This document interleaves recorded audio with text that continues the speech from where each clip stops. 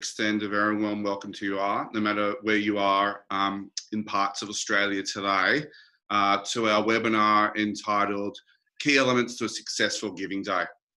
I'm really glad and happy to be joined by Tyler Juel, who's the Head of Fundraising and Marketing at the Reach Foundation, who has successfully run a Giving Day in 2020. It was Reach's 4th Giving Day with Give Easy. And we're really looking forward to some Q&A later in this session with Tyler around some successes during 2020, some challenges that Reach faced, and how that they were overcome, given the current challenging environment that we are in today. As of all our webinars that we run, please feel free to ask some questions. There's a chat box. We'd love Q&A to Tyler and myself, so please just chat throughout this webinar and we'll come to those at the end. Now, on the webinar today, there's a variety of attendees, those that have successfully run a Giving Day before, those that are pros, those that are looking to run a Giving Day. I know that there's a number of you that have actually reached out to us and are looking at running one over the next few weeks and months before the end of 2020. And I know that there's a few of you that are just interested as to what a Giving Day entails. What is a Giving Day? I've heard a lot of buzz out in the market. I need to report back to my board. And so what we're going to do, we're going to break this up into two. We're going to cover some of the key elements, some of the key ways that you can be successful, both from a technology viewpoint and also from a comms and marketing viewpoint. And then, as I said, we're going to get into some Q&A with Tyler. Real life experience about Tyler's Giving Day for Reach in June of this year. So just quickly on digital. 2020, I'd say, one of the positives to come out of 2020 has been the rise of digital, not just for charities, but across the board. If you read stuff from the banks, if you read stuff from a lot of the fintechs companies, they're all firing because the world has moved online. And it's the case for charities. At Give Easy, we've seen a significant rise in online, whether that's because it's the only way for people to transact, or whether it's people have realized how easy it is to transact online. And I suppose at Give Easy, we're all about making it easy to give and easy to set up. And what we want to share with you today is how you can take your digital to the next level with a Giving Day.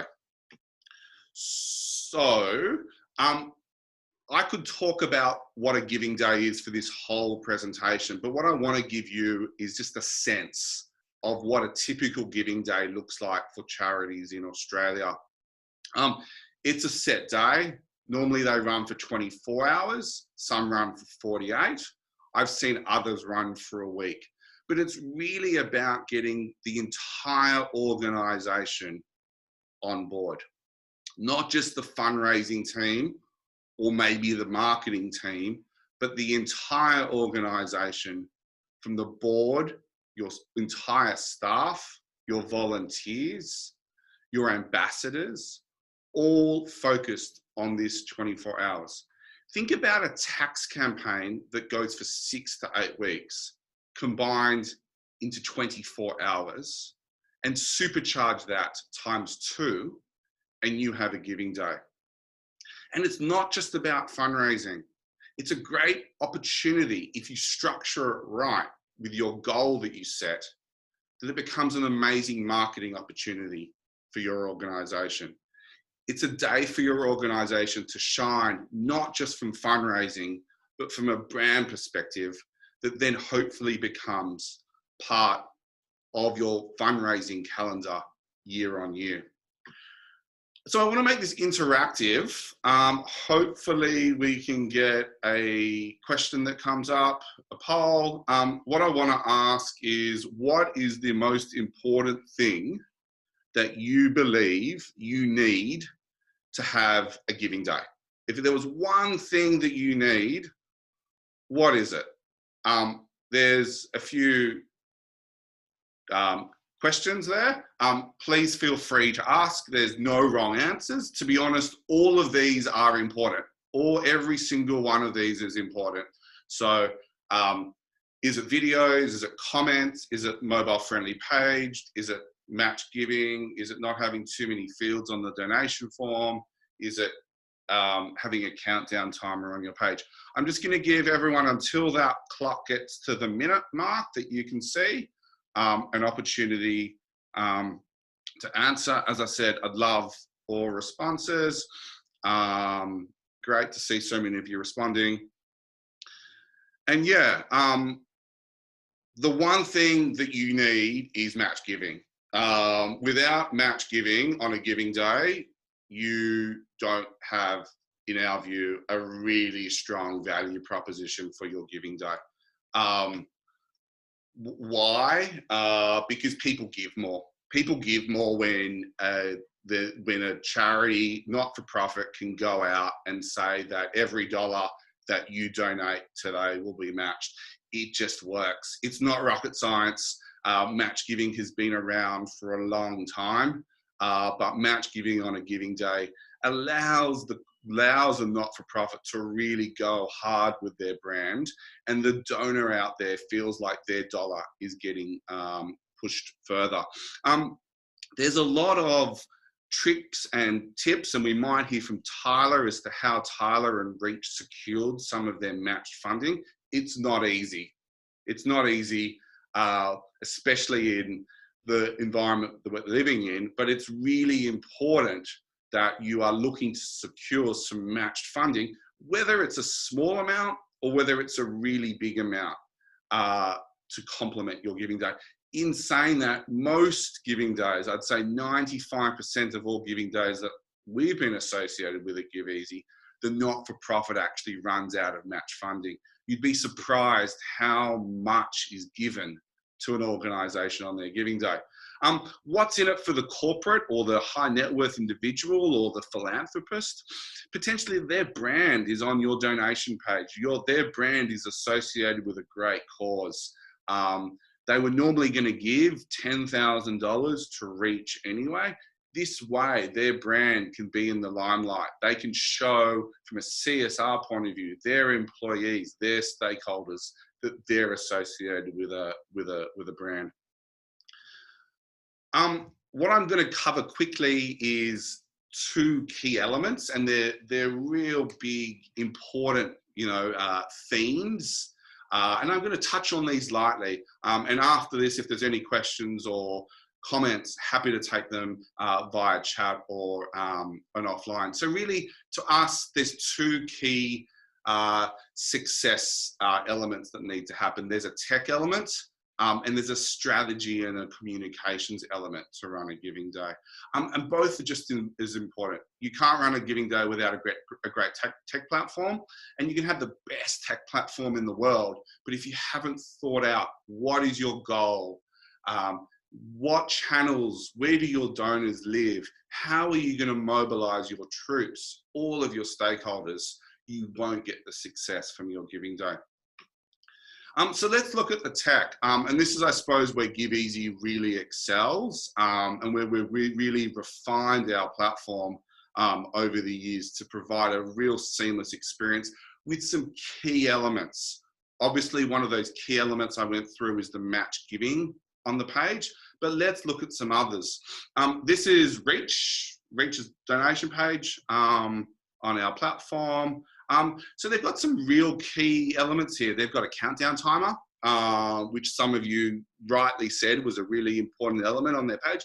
That countdown timer really gives momentum, shows that there's 24 hours or potentially 1 hour to go until we reach our target. There's a goal.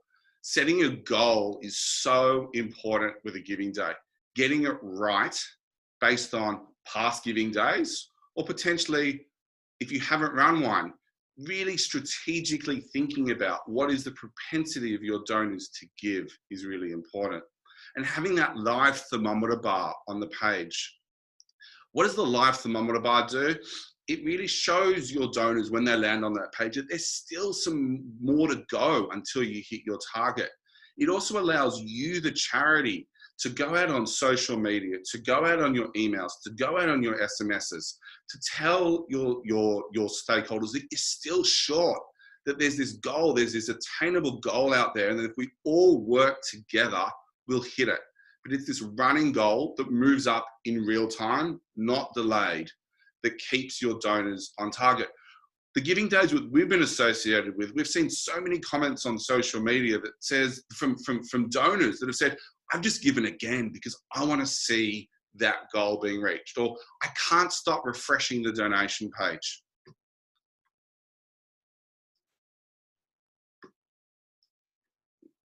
What are some other key elements? I've gone through the multiplier. Having a multiplier on the page where when the donor types in 100, it automatically goes up by 2 or by 3 or by 4, and they see that in real time. It's just such a nice feature to gamify the gift giving experience. And allowing donors to comment, to add support.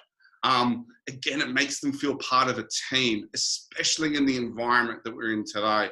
What we saw at tax time with a whole bunch of our charities was that supporters loved to write comments of support. Tailor the message. Ask them to add a message of support for our aeromedical teams or whatever is relevant for your organisation. Put those comments on social. We've seen some such beautiful comments from 7-year-old kids or grandmothers that have always wanted to give support. And these are there forever for your branding and your marketing team. And it just helps to add to that support. In a time like this where people are feeling isolated, it's a great way to bring them into your community. And what's really important is that you can update these pages in real time. So if you've hit your goal and there's a bonus round coming, or if you want to write some more messages on the page, or if you have to update your corporate partners because of bingo, and new corporate partners come on as a matching partner, or you want to thank your supporters when you've reached your goal, or you want to put up a new video on there, you need to be able to do it instantaneously. Because remember, most of these giving days are 24 hours. Things happen really quickly, and you want to be able to go into a back end, update the goal, turn the thermometer bar off, update the multiplier, update the content in real time. You want to have a beautiful thank you page that isn't just your generic thank you page around your general donations, specifically talking to the matched giving day, that specifically references that your donation will be doubled. Because remember, that donor out there is potentially given not just to the general pool of funds for reach, but specifically to that giving day. So continuing that personalized journey from when they open that email, when they get that pre-filled SMS, when they click on the link in social, all the way through to their thank you page and to their tax receipt is really important.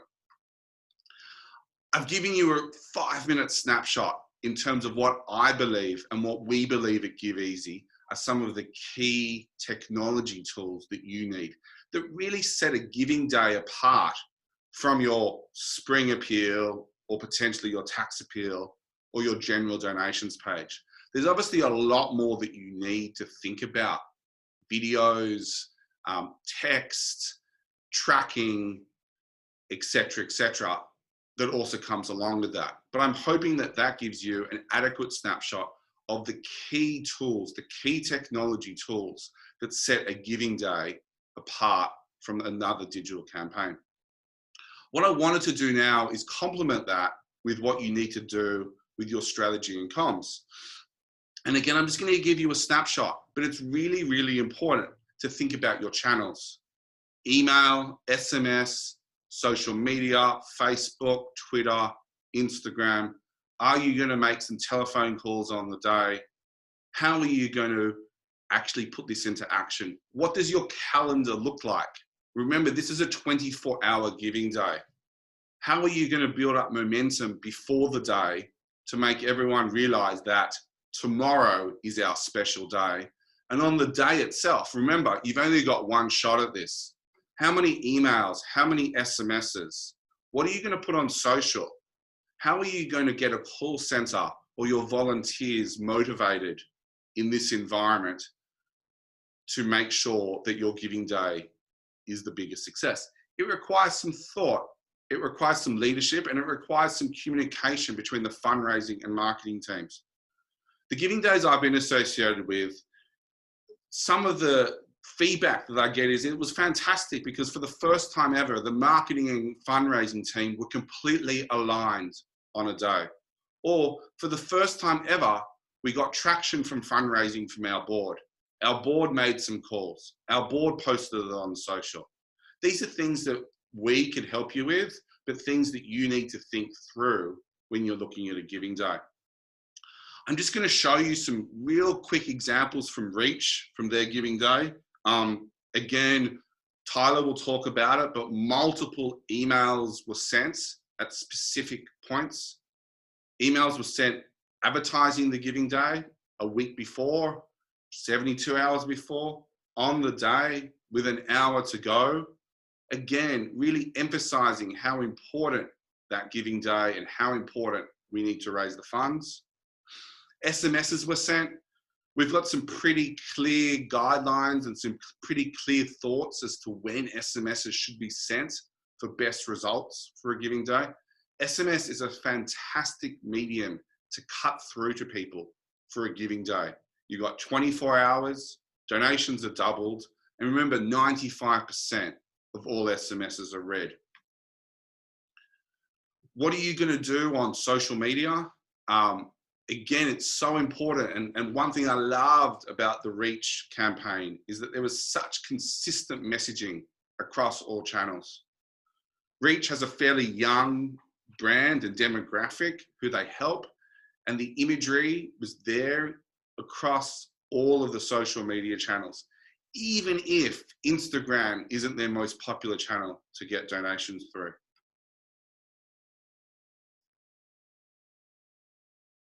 And this is what they did on Facebook. They updated their Facebook page. They had a pinned post, exactly what's needed. I'm going to quickly show you a video that Reach did.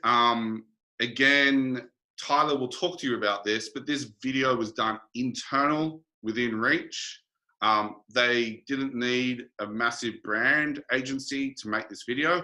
I'm going to play it now. Coronavirus has changed life as we know it. If you're gathering together in a group, that's not okay. But staying home for domestic violence victims can mean being trapped with an abuser. Linking 5G technology to COVID-19. Many schools also taking matters into their own hands and shutting down. Major mental health crisis. Stay at home.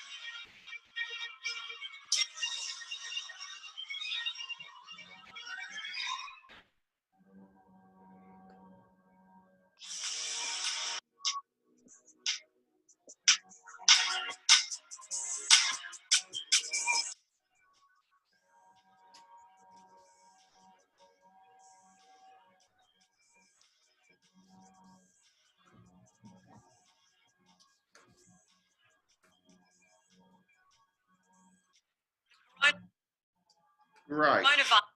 So I'm just going to stop the sharing now. So with not further ado, so again, a campaign that Reach did, and we're going to now hear from Tyler. So I just want to welcome Tyler Juel, who's the head of fundraising and marketing at the Reach Foundation.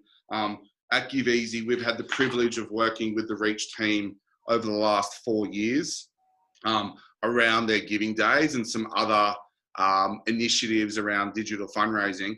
And what I want to do is take the next little while to ask Tyler some questions to hopefully give you some insights into what was going through Reach's mind with their giving day. And then please, I'd love to open it up to some questions from you guys. So as I'm speaking with Tyler over the next 10 or 15 minutes, please write some questions into the chat box. And Tyler will get to them after we're done. So welcome, Tyler. Thanks so much for joining us today. Cliche question, but let's start with it. You know, 2020, Reach. I saw you've now got a new CEO that's come on board at the beginning of this week. how have you embraced change as an organization during 2020? Yeah, thanks, Jeremy, for having me. And I hope you guys can't hear. Somebody just started weed whacking outside. Can you actually hear the buzz? Okay, good. It's really loud on my end. Yeah, really. So for those of you guys who haven't heard of Reach, we're a youth organization that believes that young people are extraordinary, but life's challenges are incredibly complex, and young people are experiencing, reality and challenges that previous generations have never had to experience before. And the work that we do is delivering workshops in schools and local communities around the country to help build their confidence, empathy, and resilience. And I think, like the rest of the world, that resilience has been put to the test this year. And for Reach, the impact of COVID-19 has been devastating. So we had projected a loss of about 30% of all of our income across fundraising, government income, our social enterprise income, and program revenue. And as part of that, the entire staff at Reach took a voluntary reduction of pay and hours by 30%. And from a programs perspective, all of our programs pre-COVID were delivered face-to-face. And so that came to a screeching halt. So not, I guess in true Reach form, we weren't ones to just kind of sit on our hands and say, woe is me. We developed, and it took some time, but we developed a really robust digital well-being framework, which took about 8 weeks. And if you would have asked anybody at Reach a year ago if we would ever deliver a virtual program, we would say never, never. Face-to-face group facilitation has by far the most impact. That's just not what we do. But COVID actually presented us with a very unique opportunity to build new programs in a virtual space that will complement our face-to-face whilst we're all in lockdown or in isolation. And that has actually been, I guess not to our surprise, but to a pleasant surprise, so to speak, quite successful. So we delivered our very first virtual program in May, pilot. And actually that helped us tell some of the stories in the lead up to the Reshape Tomorrow campaign about what we were doing in lockdown, to help build up kind of the case studies and impact statistics that would then result in an ask for them to support us whilst, the majority of our program delivery was not happening in schools, but we were still doing everything we could to support young people during a time that we knew their mental health was severely impacted. And yeah, you also mentioned, Jeremy, we've been in this kind of interim phase with our acting CEO for the last 18 months, who's done an exceptional job. But recruiting for a new CEO during COVID-19 has also proven to be quite a challenge, but he just started this week. So it's actually more change to come for us, but I feel like we've embraced it pretty well. Thanks, Tyler. This is your 4th Giving Day that Reach has done. There were a lot of things that have to change, given the circumstances, given the uncertainty. Half of your team, or most of your team, are actually in Melbourne. You're fortunate, at least for the time being, to be in Sydney. Can you just run through some really high level of what you did differently this year from a top level versus, say, last year or the year before? Yeah. So last year, our Giving Day was in October. So, and it had been run in that October-November timeframe for the last 3 years. And our community, I think, had come to expect that that's the time that Reach is going to do, a big matching appeal. When COVID happened and we had to cancel all of our fundraising events, and that lost program income and revenue, we, as an organization, took a second look at that budget just to see what activities could we actually do safely. And so to my marketing teams, well, actually they were really good. We were in a bit of a shock, but we thought, all right, what if we brought it forward to tax time? And mind you, we made this decision in April, so that really gave us less than 8 weeks to pull the campaign together, which last year we had given ourselves at least double that amount of time. I do not recommend trying to pull together your matching or your giving day in 8 weeks, but I think because of we've kind of been to the rodeo 3 times before, we knew what to expect, but it was just in an expedited time frame. But the things that we had to do very differently this year was, so our brand is very much an uplifting brand, never putting young people in a kind of deficit lens. Young people are amazing, they're extraordinary. And you would see that coming out in our look and feel and our comms. And when we were talking about this appeal and bringing it forward, we realized that we would need to stretch the brand a bit to make it one, I think, more appropriate and relevant to what was happening in the world, but also being more vulnerable and sharing the impact that COVID has had on the organization. So we took a much different approach to the imagery and to the language that we've ever used before. And that went through. Oh, sorry.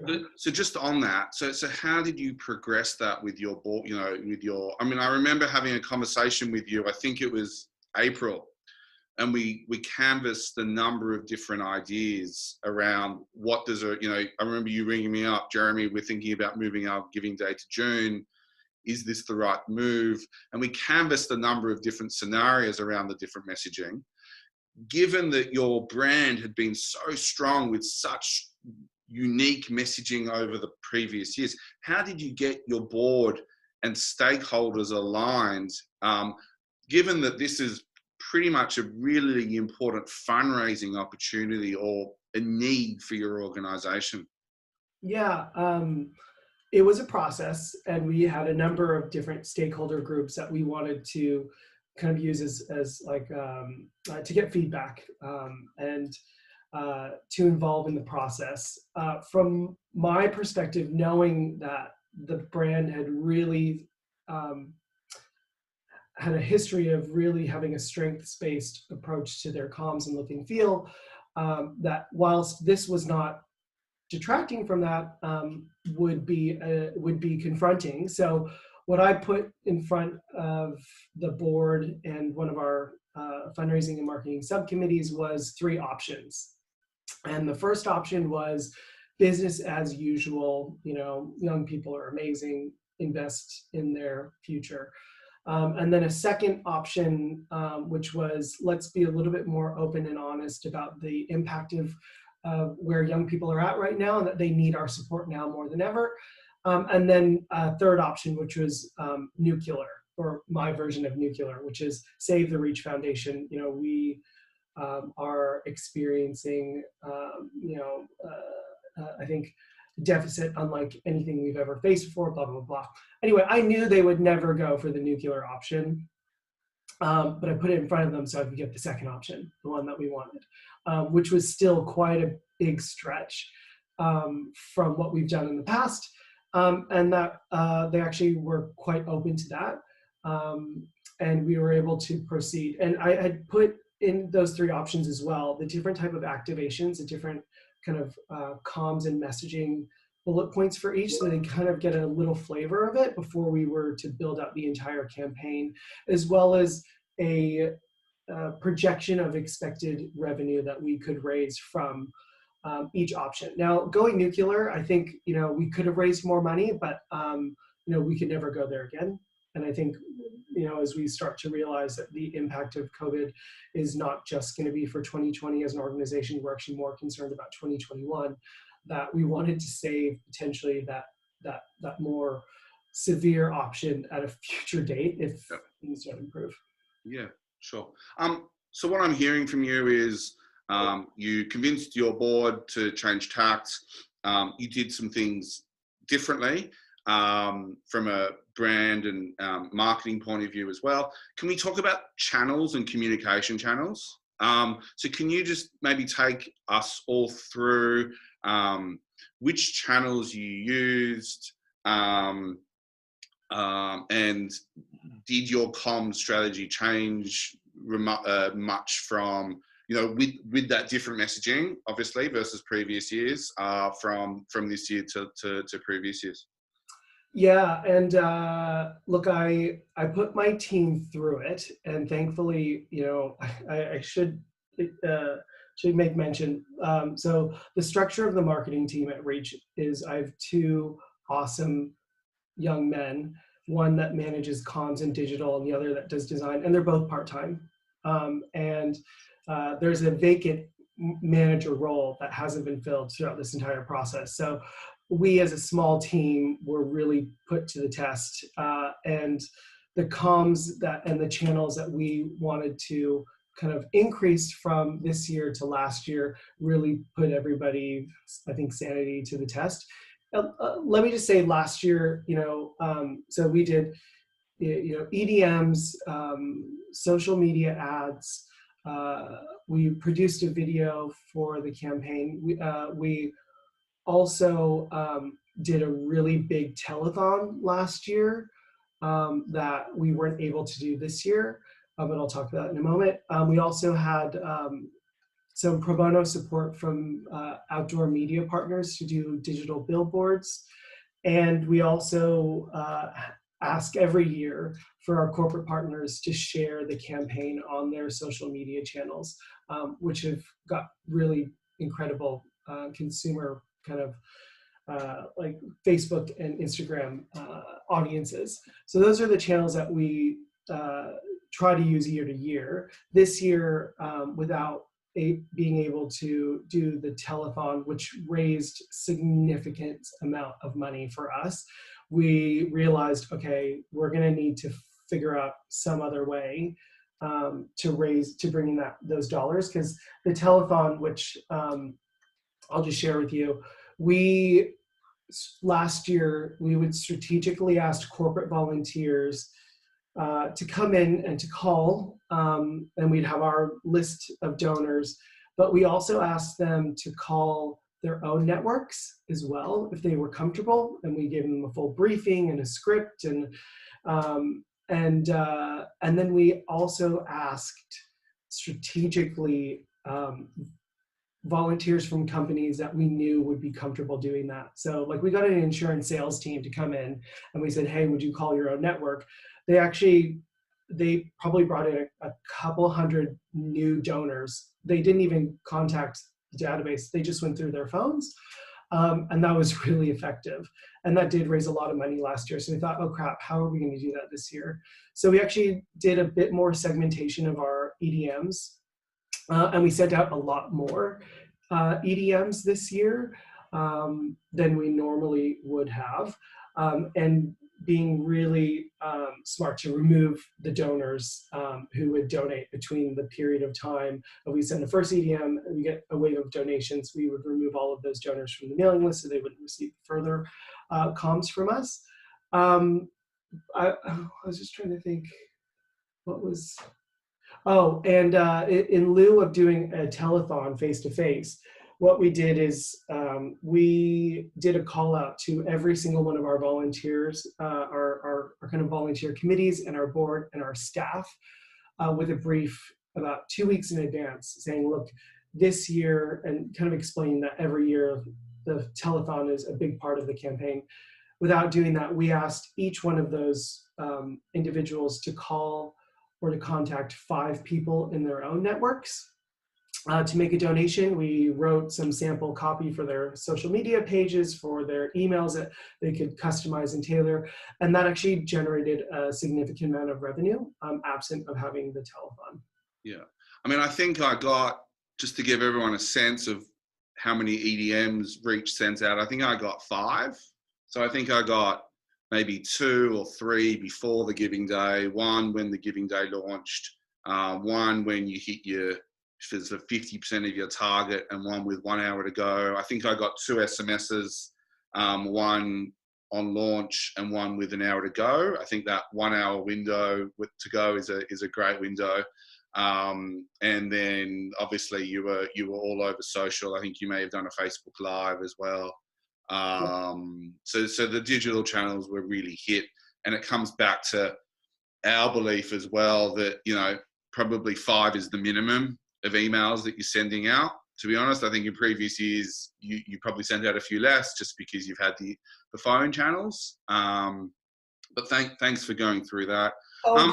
Can I just mention as well, one thing that we did differently this year, which we kind of were planning to do, but we just thought, let's give it a go, is that we did a hard, concentrated effort around the giving day. All the comms were around the giving day, but we did the giving day on the 10th and 11th of June from 12 o'clock to 12 o'clock. And we knew if we didn't hit the target in that 24-hour period, that we had already developed some comms and imagery to immediately pivot the campaign to a more traditional tax appeal. And we spoke to their matching donors to say, look, we're going to do this giving day appeal, but if we don't hit the target, can we continue to use your matching funds through the end of June? And we got about 75% of the way there in the 24-hour period, which was great considering what was, it was a pretty ambitious target. And then between the 12th of June and the 30th of June, we actually surpassed the goal. And that kind of change of messaging, I knew, I had a feeling that I was like, I think we're gonna get close, but let's just get everything ready so that the next day we could start doing additional comms and EDMs. And that worked, and it was quite effective. Yeah, fantastic. So let's just talk about how you utilize sort of the GiveEasy tech platform. I mean, lucky you've got some in-house designers. I've loved your imagery. I loved your imagery last year. I loved your imagery this year. Before I knew it, you sort of had a page up that was a beautiful page that had an amazing video. I went through some key elements to what I thought a giving day looked like, or success elements from a tech perspective. Can you just talk to everyone in terms of how important is the tech platform, how you utilize the GiveEasy platform for maximum success, and what you've sort of learned along the journey over the number of years from a tech perspective? Yeah, look, the great thing about the platform, at least from my perspective, like all of those key elements, like the goal, the thermometer, the multiplier effect, the countdown, like all those are great and they're necessary and they're quite effective. From my perspective, what was really great was that it was just so easy to make changes and update in the background. I had like my comms guy, he did a lot of it, but I remember there was one time where I needed to do something and I was like, oh shit, what am I going to do? And it was actually really simple. And having the ability, because we made a number of changes throughout the day. And then before we'd send an EDM, we'd actually look to see if we wanted to make any changes or change the imagery, or we also added a thank you video as well. All of that was so seamless. And yeah, you guys have made it so much easier for someone like me who's not very tech savvy to just done. Yeah. Great. I probably got one more question, guys, and then so now's a really good time if you guys have some questions to start typing. I have seen there's a couple that have come through.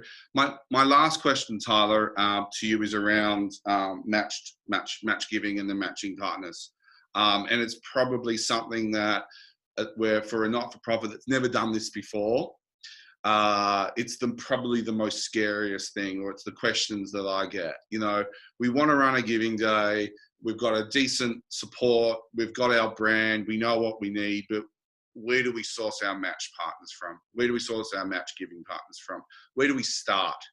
And I know there's no silver bullet for this. And in each organization is different. Each organization has existing relationships, no relationships, lukewarm relationships. Can you talk about how you would approach those that participated last year in the Giving Day to be in there this year, and probably more importantly for those that haven't done one of these before, where do you start to source leads, lukewarm participants? Yeah, great question. So every year we, with plenty of lead time, you kind of build a pipeline of potential new partners who we think would be a good fit, that we would build a proposal for and try and cultivate the relationships to get the gift. Anyway, and that's fine and that's important. What we had to do this year, because we had a very short time frame, is we just went, and we do this every year as well. We go to our existing portfolio of corporate supporters and major individual givers. And we did have a benefit because we've done this before. So we had developed a bit of a campaign report to show the return on investment, kind of how and where, and the channels and imagery to really bring the campaign to life so they could see it. But absent of that, I think there is really strong evidence, and I can't remember the citation at the moment, but in match campaigns, actually, I think it increases donations by, I want to say 18 to 25% or something, knowing that a donor, if they make a gift, it's going to be doubled or tripled or quadrupled. And so we would go to our existing partners to say, look, we're doing this campaign, and we would love to get you involved. Now, ideally, we would pitch, and we did secure successfully this year new funds from those partners. But if you can't get that, I would go to your existing partners or donors to ask if you can actually utilize their gifts that they're probably going to make this year and have it being allocated towards the campaign so that it can help encourage others to donate and to give more. So it would essentially take like a $50,000 donation. What we were saying is, look, we can turn your 50K into 100K. If you support the campaign. And we had some really great kind of acknowledgement and recognition for those. And just having really honest conversations. And in this year of COVID, we didn't do a COVID emergency appeal. And that was intentional, knowing that we were probably going to do something really big, our signature appeal. So we went to them and said, look, this is our big appeal of the year. What can we do to get you guys to support it and get behind it?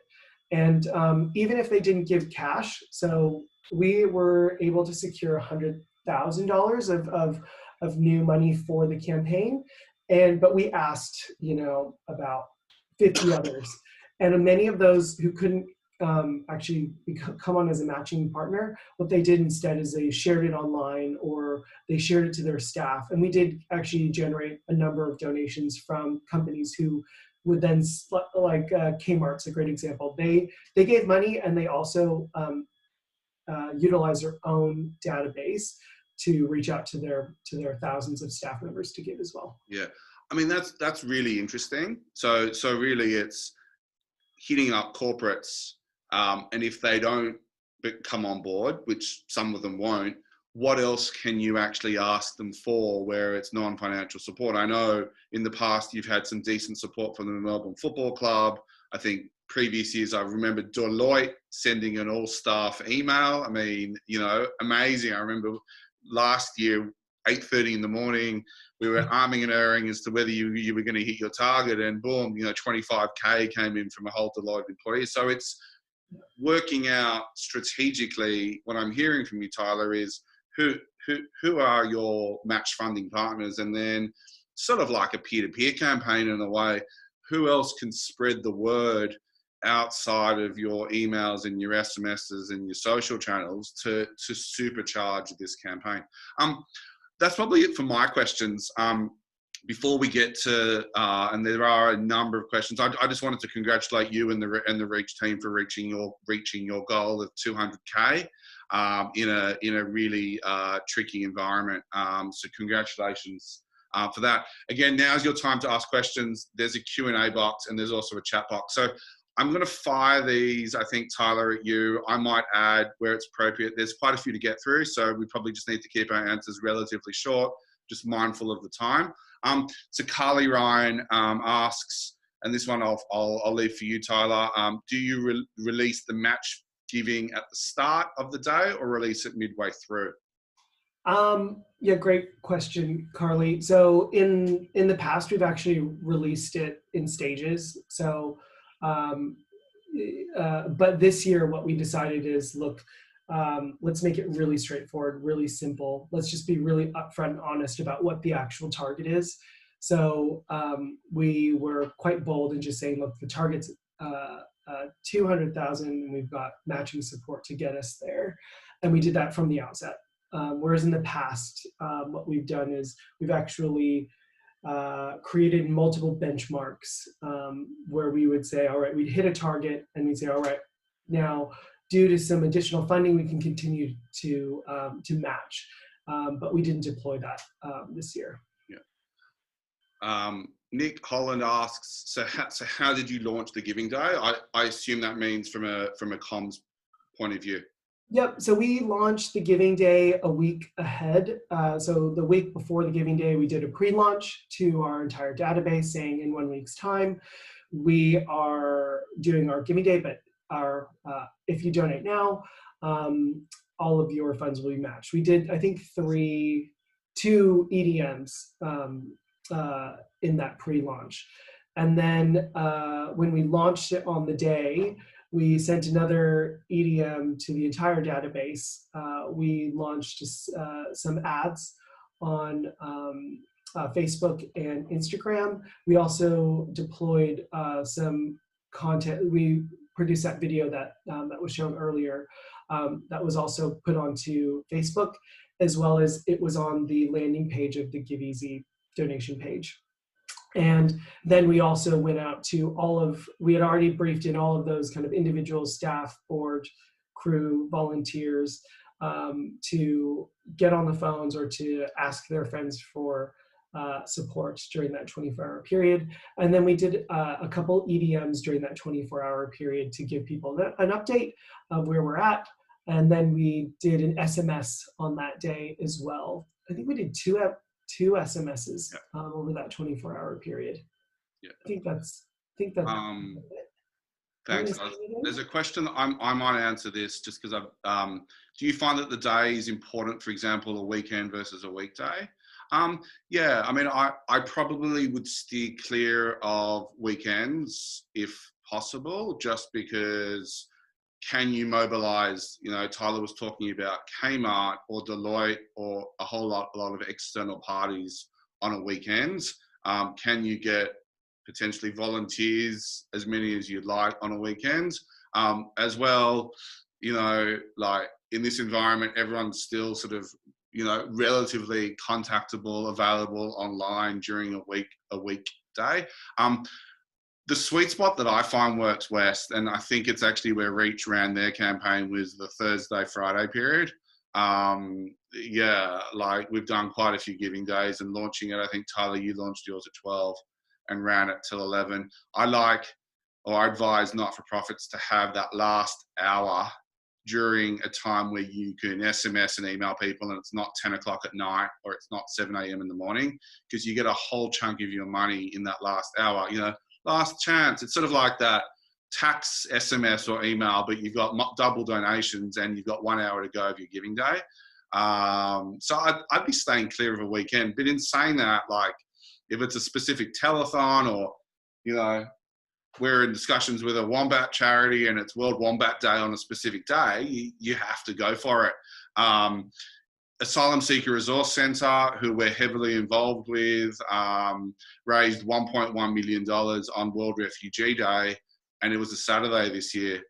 They had to do it on the Saturday, right? It's World Refugee Day. They can't send an SMS on the Friday going, tomorrow is World Refugee Day. If you'd like to chip in today, do it. People will be like, what's the point of that?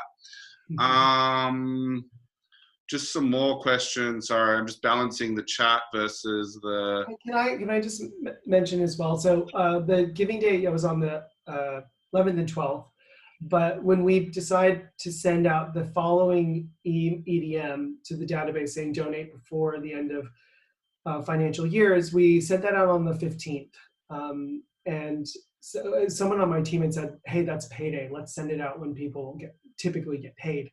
And that was, I think, actually quite a smart idea.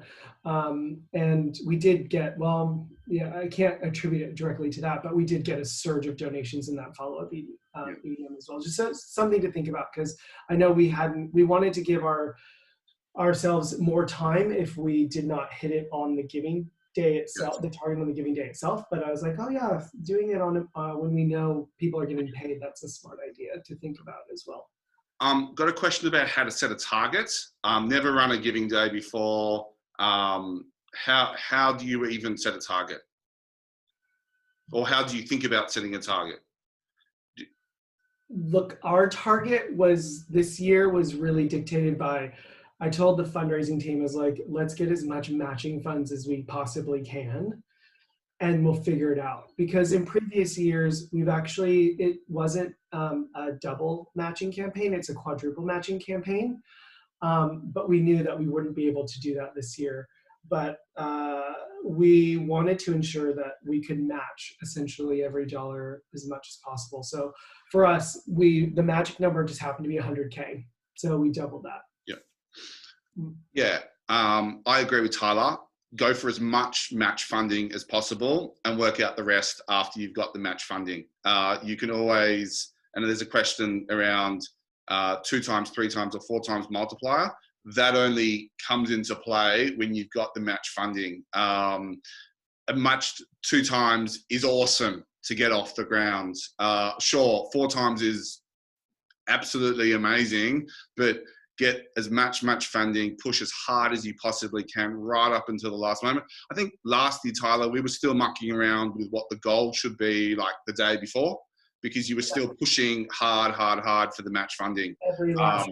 And you can have different rounds, right? So you can start with a 4 times multiplier and move it back to 2 times, but you can only have those discussions once you've got match funding.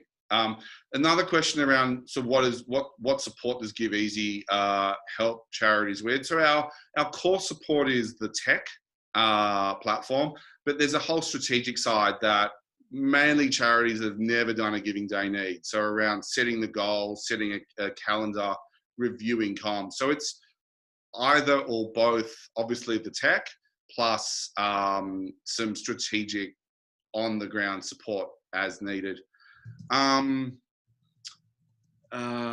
Sorry, there's a few others.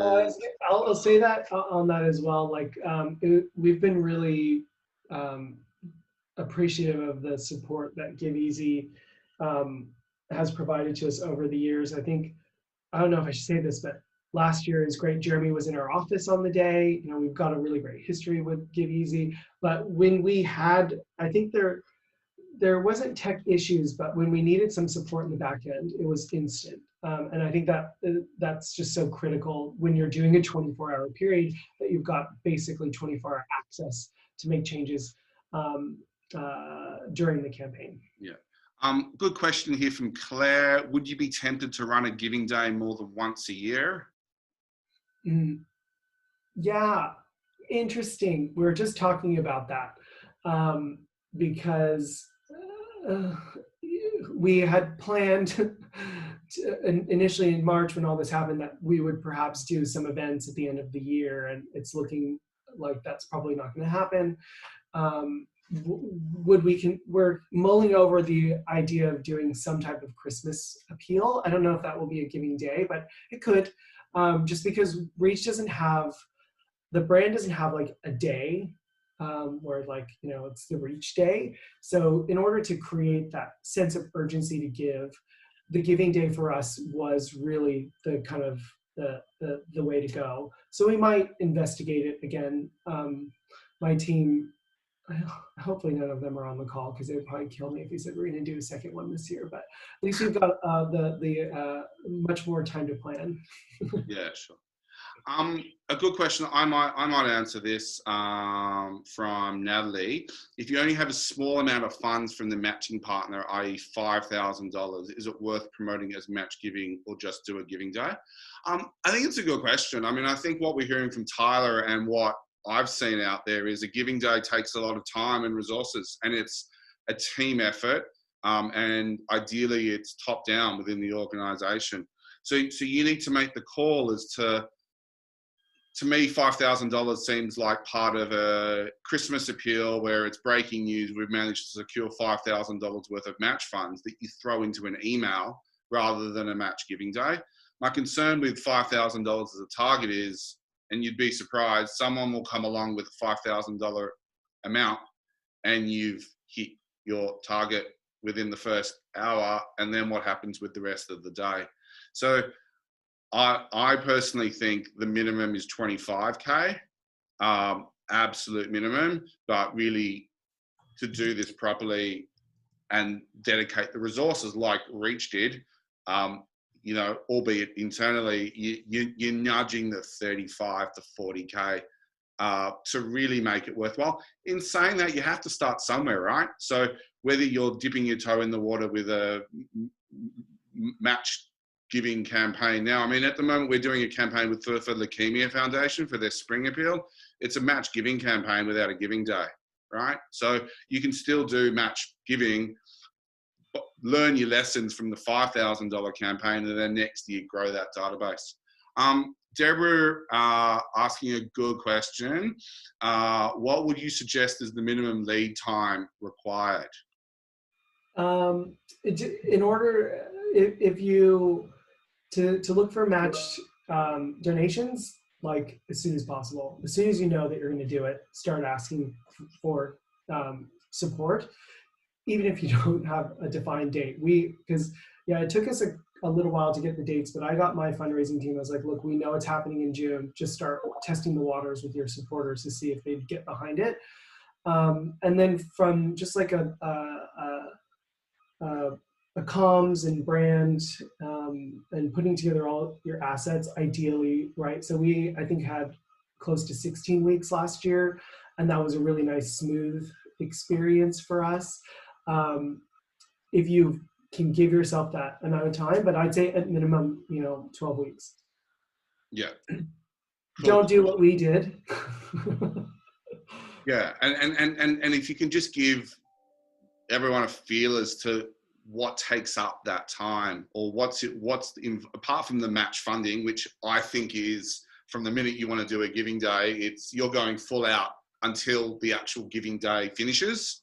To be honest, you'd be surprised how many people actually, or how many not-for-profits are able to source an additional matched gift on the day itself. Can you just give us, in a 1 minute, conscious of time, a feel as to what are you doing over that period? Yeah, look, we didn't have any external agency support, to develop, the concept, the theme. We did all of that in-house, and that did take some time internally to engage the appropriate stakeholders and decision makers for creative, especially if you're going to lead with some more urgent funding requirements or requests from your donors. That took some time. Actually, I wanted to bang my head against the wall, but we needed to go through that process. And then actually the project plan, when you just develop you map it out, there are so many different comms pieces that need to be written. There's so many design elements that need to be designed. And with my part-time guys, I don't know how they did it. Yes, I know how they did it. They worked a fair bit of overtime. But in order for us to get there, it's just like you have to tick so many different elements, because we knew we were going to go really hard on the comms and putting the campaign in so many different places. So there's just a million moving parts that you need to consider. Awesome. I think we're about out of time. Just a couple of quick points before we finish. I'd just like to thank Tyler Juel from Reach for his time today and sharing his knowledge on the Reach Giving Day. Secondly, at Give Easy, we're here to help, both from the tech viewpoint. And as you can see from the strategic and marketing viewpoint, there's a lot that goes on behind the scenes. And we've been associated with a number of giving days. So we'd love to help you. And thirdly, I just wanted to wish everyone to stay safe and well during these times.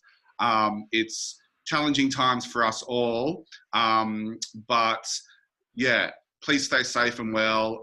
Digital is the place to be, and I look forward to helping you with your giving days and your digital requirements from a fundraising perspective over the next little while. Again, thanks to you all for joining today. Thanks to my team, thanks to Elise, and again, big thanks to Tyler, and keep well and safe, everyone. And thanks again. Thanks. Bye-bye.